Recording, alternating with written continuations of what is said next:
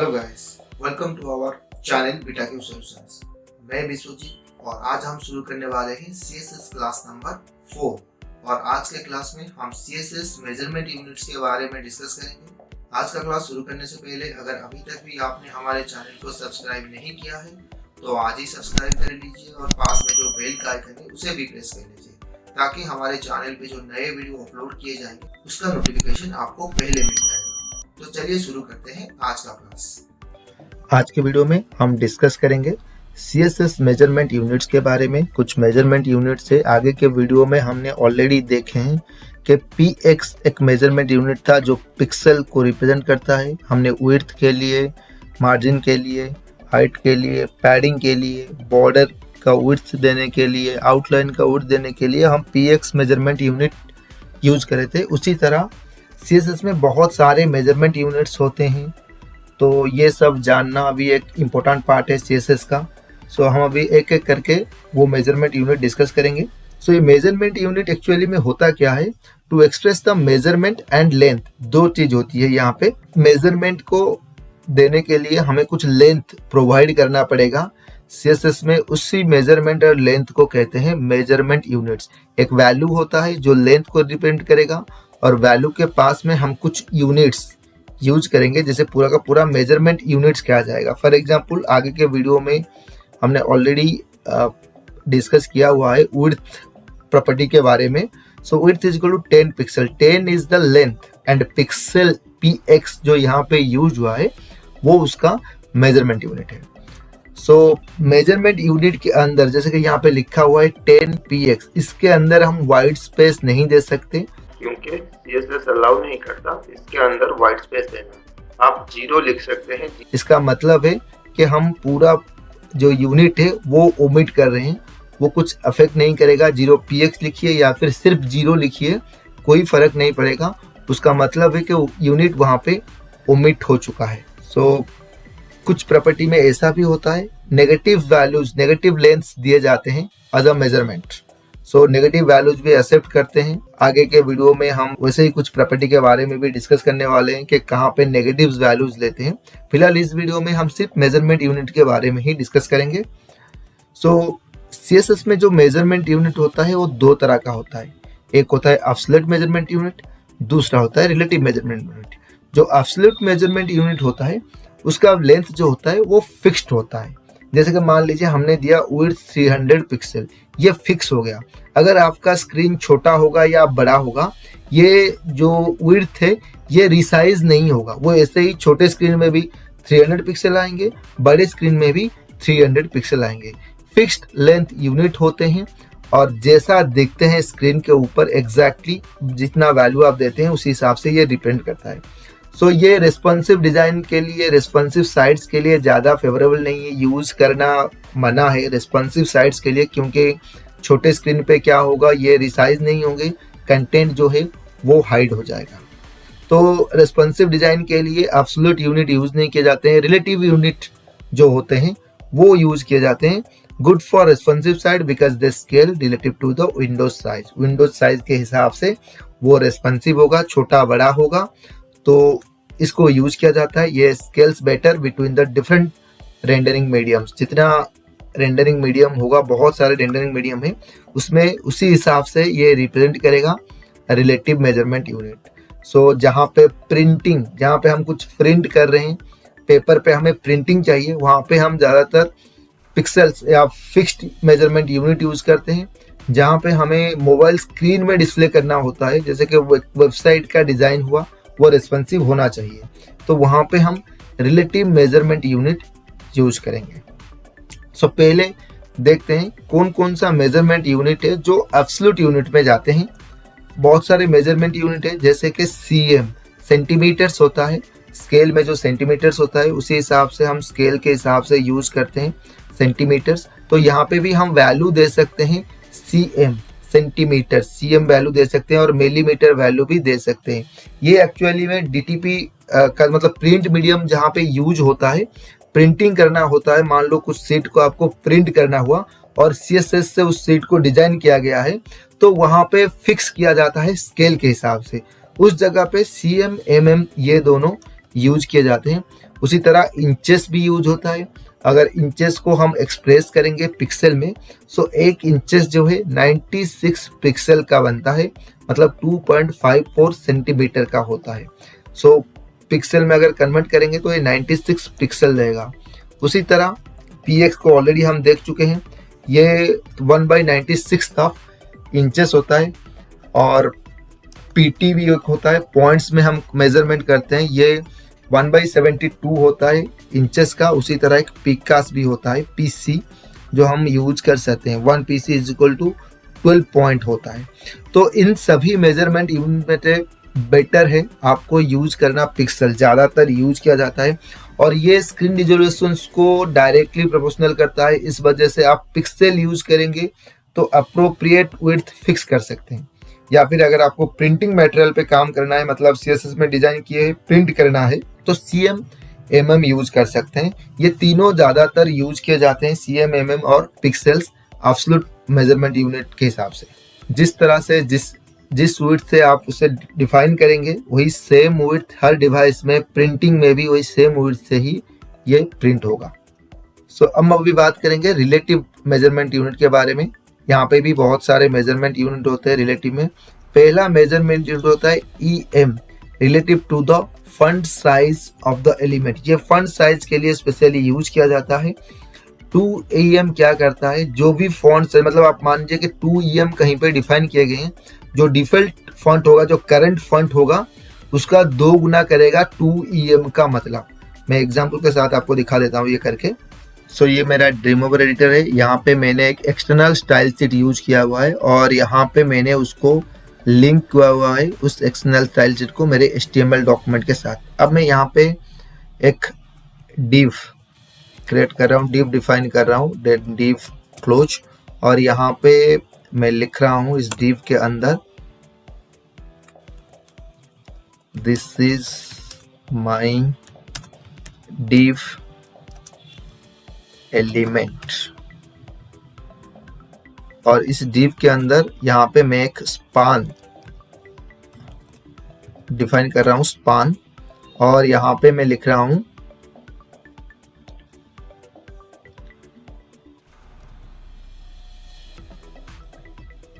This content inside the span element. और यहाँ पे स्पान क्लोजिंग है। सो यहाँ पे मैंने क्या किया है, एक div डिफाइन किया है और ये बाहर हो गया, इसको मैं div के अंदर ले जाता हूँ, ये div एलिमेंट के अंदर। सो ये यहाँ पे मैंने क्या किया है, एक div डिफाइन किया गया है और div के अंदर मैंने यहाँ पे एक div पे कुछ कंटेंट रखा हुआ है और div के अंदर मैंने नेस्टेड किया हुआ है स्पान को। ये स्पान अभी div के अंदर है। सो यहाँ पे मैं एक क्लास डिफाइन कर रहा हूँ, सो div1। सो मैंने यहाँ पे div1 एक क्लास डिफाइन किया। ये टैग सिलेक्टर नहीं है, ये क्लास सिलेक्टर है। div1 के मैंने यहाँ पे डॉट यूज किया है, सो ये रिप्रेजेंट करता है क्लास सिलेक्टर को। और यहाँ पे मैंने फॉन्ट साइज, सो यहाँ पे एक प्रॉपर्टी में यूज कर रहा हूँ, that is your font size. Font size को मेंटेन करने के लिए मैं फॉन्ट साइज प्रॉपर्टी यहाँ पे डिफाइन कर रहा हूँ और यहाँ पे मैं दे रहा हूँ 24 पिक्सल फॉन्ट साइज। सो अब क्या करूँगा, ये जो div है इसको मैं अभी कॉल कर रहा हूँ क्लास से, सो क्लास div1। तो क्या होगा, जब मैं रन करूँगा तो पूरा div का जो एलिमेंट है, मतलब this is my div element जो लाइन है, और जो this content inside span element, ये सभी अभी 24 पिक्सल का हो जाएंगे, क्योंकि करंट फॉन्ट को, div का जो करंट फॉन्ट है उसको मैंने 24 पिक्सल कर दिया है। सो यहाँ पे मैं रिफ्रेश कर रहा हूँ, देखिए ये सभी अभी 24 पिक्सल का यहाँ पे दिख रहा है, 24 पिक्सल का। सो करंट फॉन्ट के हिसाब से दिख रहा है, जो करंट फॉन्ट मैंने यहाँ पे डिफाइन किया हुआ है। सो अब मैं यहाँ पे एक और क्लास डिफाइन कर रहा हूँ, लीजिए span1। सो यहाँ पे मैंने कर्ली ब्रेसेस शुरू किया और यहाँ पे मैं डिफाइन कर रहा हूँ फॉन्ट साइज 2em, मतलब यहाँ पे मैंने साइज 2em डिफाइन किया हुआ है और यहाँ पे मैंने 24 पिक्सल डिफाइन किया हुआ है। और ये जो स्पान वाला जो एलिमेंट है यहाँ पे मैं कॉल कर रहा हूँ क्लास span 1। सेव, अब मैं रन करता हूँ। सो रिफ्रेश। सो देखिए जो भी ये वैल्यू था 24 पिक्सल, इसका अभी ये 48 पिक्सल में अभी डिस्प्ले कर रहा है। जो भी फॉन्ट है वो अभी उसका डबल साइज में यहाँ पे डिस्प्ले हो रही है। सो ये है EM का काम, जो ये उसी हिसाब से डिस्प्ले होगा। नेक्स्ट रिलेटिव यूनिट होता है EX। ये भी एक मेजरमेंट यूनिट होता है और बहुत ही रेयरली इसको यूज किया जाता है relative to the X height of the font. मतलब EX में हम जो भी लिखेंगे, जो स्मॉल लेटर्स होता है, जो भी साइज यहाँ पे स्मॉल लेटर रहेगा, अगर हम मेंशन करेंगे 1EX तो बाकी वाला जो लेटर का साइज होगा वो 1EX, मतलब ये जितना छोटा होगा उसी हिसाब से स्मॉल लेटर्स जो लिखेंगे उसी का हाइट से ये मेजरमेंट करेगा। देखिए मैंने यहाँ पे ये जो वैल्यू था यहाँ पे मैंने अभी 1EX कर दिया। 1EX मतलब ये अभी जो स्मॉल लेटर्स हैं उसी के हाइट्स में अभी ये वाला जो स्पान का कंटेंट है उसी के हाइट्स में ही रहेगा। अब मैं थोड़ा रिफ्रेश कर रहा हूँ। सो देखिए, सो जो स्मॉल लेटर रहेगा उसी के हिसाब से इसका हाइट डिफाइन किया जाएगा। मान लीजिए इसको हम अभी 2EX कर रहे हैं। सो देखिए, सो जो साइज होगा वो थोड़ा अभी डबल होगा। जो स्मॉल लेटर में जो साइज था उसी के हिसाब से ये अभी डबल होगा। तो इस हिसाब से EX को मेजरमेंट किया जाता है। नेक्स्ट जो होता है वो CH होता है, इस relative to the width of the zero. जो जीरो का जो विड्थ होता है वो सारे कैरेक्टर का विड्थ जो है वो जीरो को मेजरमेंट करके, जीरो का जितना विड्थ होगा सभी कैरेक्टर का विड्थ उस हिसाब से वो मेजरमेंट करेगा। सो देखिए यहाँ पे मैं यूज कर रहा हूँ, मैं यहाँ पे जो स्पान वाला जो था ये से अभी अब बाहर ले आता हूँ इस डिव का, और ये div1 है।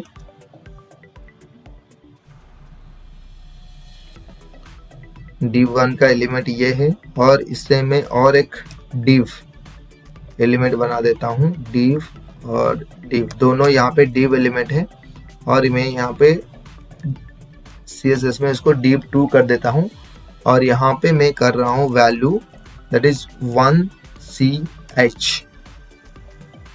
सेव, और इसे मैं सेव कर रहा हूँ और यहाँ पे मैं एक जीरो डिफाइन कर रहा हूँ आपको दिखाने के लिए।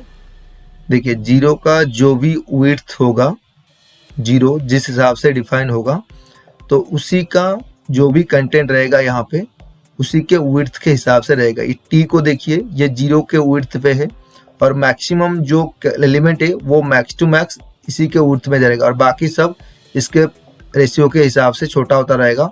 और सबसे जो कैपिटल लेटर है, बड़ा लेटर है, वो जीरो के विड्थ का ही होगा। तो ये इसी हिसाब से मेजरमेंट होता है CH। नेक्स्ट वाला होता है REM relative to the font size of the root element. So root element के फॉन्ट साइज के हिसाब से ये काम करता है। ये थोड़ा बहुत सिमिलर है EM की तरह, पर EM में क्या होता है, जो डिफॉल्ट करंट फॉन्ट होता है उसके रेशियो में जाता है और ये रूट एलिमेंट के फॉन्ट पे जाता है। सो HTML कोड में जो रूट एलिमेंट होता है वो होता है HTML का एलिमेंट, वो रूट होता है। बाकी सारे बॉडी, हेड्स, डिव जो हम डिफाइन करें वो सारे उसके चाइल्ड है। तो रूट एलिमेंट होता है HTML। सो देखिए यहाँ पे कोड पे मैं यहाँ पे यूज कर रहा हूँ एक tag selector that is HTML tag selector. So अब क्या होगा, पूरा का पूरा जो HTML का जितने भी फॉन्ट्स हैं वो सारे अभी क्या हो जाएंगे, डिफॉल्ट जो फॉन्ट हमने डिफाइन किया है HTML का 24 पिक्सल, ये सारे के सारे फॉन्ट्स अभी 24 पिक्सल में हो जाएंगे। सो देखिए ये दोनों अभी 24 पिक्सल के हैं। अब मैं यहाँ पे क्या करता हूँ, यहाँ पे मैं एक क्लास डिफाइन कर रहा हूँ लेट बी div1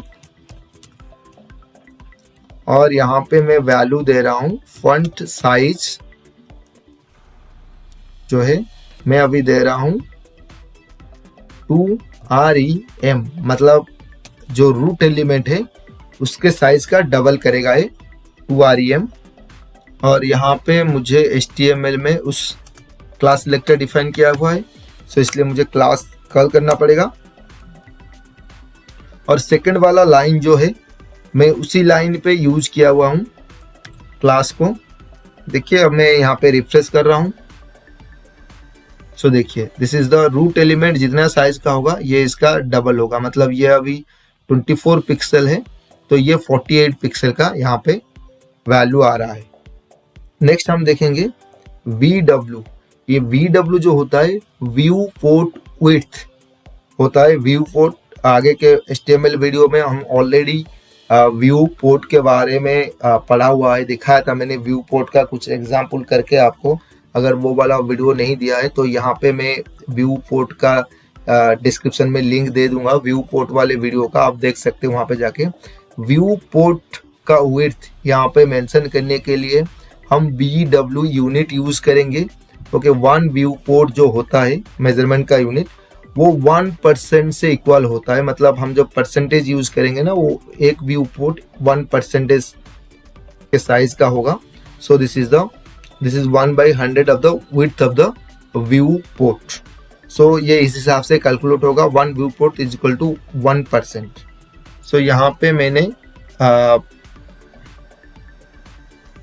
डीप जो है यहाँ पे लिखा है मैंने व्यू, सपोज यहाँ पे मैंने लिख दिया विड्थ और यहाँ पे मैंने लिख दिया हाइट,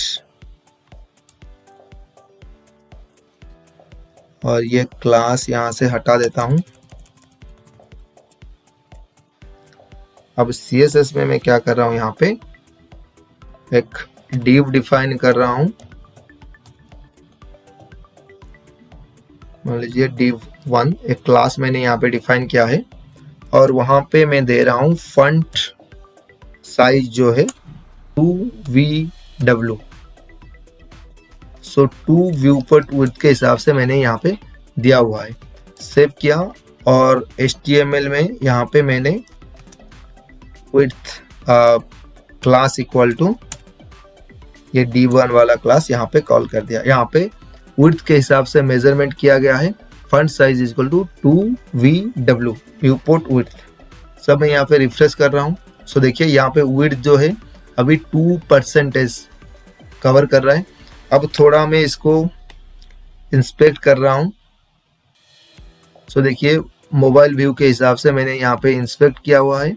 देखिए जितना बड़ा मैं स्क्रीन करूँगा उस विड्थ को देखिए उतना बड़ा हो रहा है। हाइट वही है, हाइट का जो है वो अभी चेंज नहीं हो रहा है, विड्थ को देखिए वो बड़ा हो रहा है, और जितना विड्थ ऊपर नीचे हो रहा है वो विड्थ वैसे छोटा हो रहा है, विड्थ बड़ा हो रहा है। पर हाइट जो लिखा है जहाँ पे वो कुछ चेंज नहीं हो रहा है, विड्थ जो है वो बड़ा हो रहा है, छोटा हो रहा है। ये है व्यू पोर्ट विड्थ। VW ये स्क्रीन के हिसाब से रिसाइज होगा और हाइट का जो है वो उसी हिसाब से रहेगा, विड्थ जो है वो बड़ा छोटा होता रहेगा। मैं यहाँ पे सेकेंड div यूज कर रहा हूँ, div2, एक क्लास यहाँ पे डिफाइन कर रहा हूँ div2, और यहाँ पे मैं मेजर कर रहा हूँ। जैसे मैंने फॉन्ट साइज दिया था VW उसी तरह हम लोग दे सकते हैं VH। एक्चुअली में मैं यहाँ पे 2 थोड़ा छोटा हो रहा है, मैं यहाँ पे 10 कर देता हूँ। यहाँ पे भी VH का मतलब है व्यू पोर्ट हाइट, एक विड्थ के हिसाब से दिया, एक हाइट के हिसाब से दे रहा हूँ। और यहाँ पे मैं सेकंड वाले div को कॉल कर रहा हूँ क्लास div2। सो div2 के हिसाब से यहाँ पे मैंने कॉल कर दिया। सो देखिए रिफ्रेश कर रहा हूँ, अभी ये विड्थ है जो विड्थ 10 दिया गया है, हाइट भी 10 दिया गया है, पर विड्थ जो है 10% width according to the width of the total screen, और ये 10% दिया गया है according to the height of the screen और व्यू पोर्ट। सो अब मैं इंस्पेक्ट कर रहा हूँ। सो देखिए अगर मैं यहाँ पे विड्थ को रिसाइज करूंगा, देखिए हाइट जैसा है वैसा रहेगा, विड्थ जो है वो छोटा बड़ा हो रहा है। देखिए ध्यान से, अगर मैं विड्थ जहाँ पे लिखा है वहाँ पे यहाँ पे 10VW दिया गया है, मतलब विड्थ को रिसाइज करने के लिए दिया गया। देखिए विड्थ यहाँ पे छोटा बड़ा हो रहा है पर हाइट को कुछ फर्क नहीं पड़ रहा है। मान लीजिए अब मैं हाइट छोटा बड़ा करूंगा, सो देखिए हाइट यहाँ पे छोटा हो रहा है, विड्थ को फर्क नहीं पड़ रहा है, विड्थ जैसा का वैसा है, हाइट छोटा बड़ा यहाँ पे हो रहा है। इसका मतलब है जब हम VW यूज करेंगे, ये विड्थ को रिसाइज करेगा क्योंकि व्यू पोर्ट के हिसाब से रिसाइज होगा। अगर VH यूज करेंगे तो हाइट के हिसाब से ये रिसाइज होगा। सो अगर हाइट के हिसाब से करना है VH तो विड्थ के हिसाब से करना है VW, आपको देना पड़ेगा। सो VW का तो हमने देखा। अभी VH जो है, जो मैंने अभी दिखाया आपको, it's relative to the height of the viewport. So viewport के हाइट के हिसाब से रहेगा 1 viewport height is equal to 1%, 1/100 of height of the viewport. तो उसी हिसाब से मेजरमेंट करके रखता है। अगर हमें दोनों को एक साथ करना है तो हम यूज करेंगे Vmin। Vmin का काम ये है, जो स्मॉलर डायमेंशन होगा, जिसका साइज छोटा होगा, Vmin उसी हिसाब से ये रिसाइज करेगा। 1 Vmin is equal to 1% of the screen size. जितना स्मॉलर डायमेंशन होगा उसका 1% ये होगा। और उसी तरह Vmax से अगर हम Vmax यूज करेंगे तो ये लार्जर डायमेंशन के हिसाब से रिसाइज करेगा स्क्रीन को। सो यहाँ पे मैं तीसरा क्लास ले रहा हूँ div3, और यहाँ पे मैं यूज कर रहा हूँ फॉन्ट साइज 10 Vmin। और यहाँ पे मैं एक चौथा क्लास भी ले रहा हूँ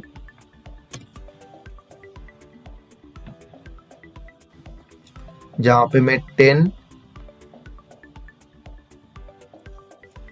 Vmax यूज कर रहा हूँ।